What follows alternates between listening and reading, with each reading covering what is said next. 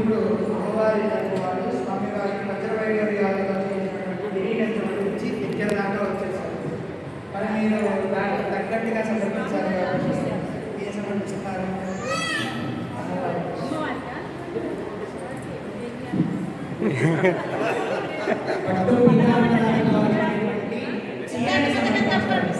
ఆ చీర ఎలా ఉన్నాయా అంటే ఈ లోకంలో ఉండేటువంటి వజ్రాల కన్నా వైడూర్యాల కన్నా విలువైనటువంటి బంగారంతో తీర్చినటువంటి చీరని సమర్పించి వారు ముందుకు వస్తున్నారు.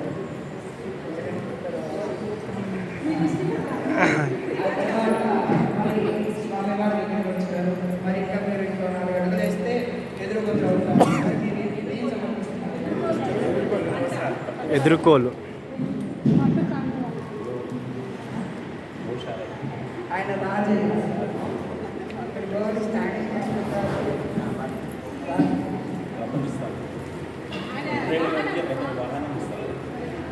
ఆయనకి ఈ లోకంలో ఉండేటువంటి అన్నిటికన్నా అత్యంత శక్తి అయినటువంటి ధనస్సు శివధనస్సుని సమర్పిస్తున్నారు. మరి ఆ తర్వాత అమ్మవారు స్వామివారి రాజ్యంలోకి రాని వచ్చారు. మరి బాగా గట్టిగా సమర్పించాలి. మీరేం సమర్పిస్తారు? లక్ష్మీదేవి కాబట్టి ఆలోచించారు. లక్ష్మీదేవి బాగా నగలు ఇందాక సమర్పించాలి. ఎన్నిసార్లు ఇస్తారు?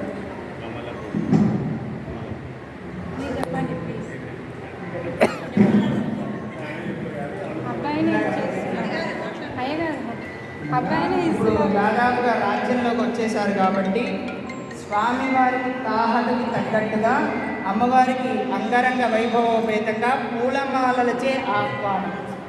ఒక 2 పూలమాలలు తీసుకొని ఒకరు వెళ్ళి అమ్మవారికి పూలమాలలు వేయండి. మీరు కాదు, స్వామివారి తరపు వాళ్ళు ఇటే స్వామివారికి లాగించి అంగరంగ వైభవోపేతంగా ఆహ్వానిస్తున్నటువంటి సీతాదేవి వేయండి.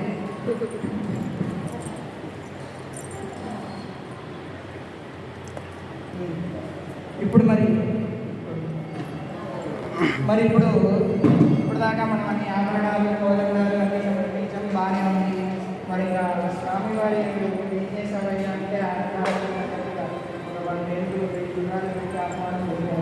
మరి మన అమ్మవారి ఆయన కూడా రాసుకున్నారు కాబట్టి మరి ఆవిడ తరపు ఆవిడకి చూపినంత శక్తితో స్వామివారికి కూడా ఆహ్వానము, అలాగే స్వామివారికి వజ్రవైడూర్యాలు పొందారు. కాబట్టి మీరు కూడా ఈ లోకంలో ఉండేటువంటి 27 నక్షత్రాలతో కలిగినటువంటి పూలమాలతో రత్నాలతో చేసినటువంటి వస్త్ర వైడూర్యాలు ఇప్పుడు స్వామివారికి సమర్పిస్తున్నారు. దండ చూపించు. కాబట్టి ఇప్పుడు మనం స్వామివారికి కూడా రాజోపేతంగా ఆహ్వానం పంపించాము. మరి ఆ తర్వాత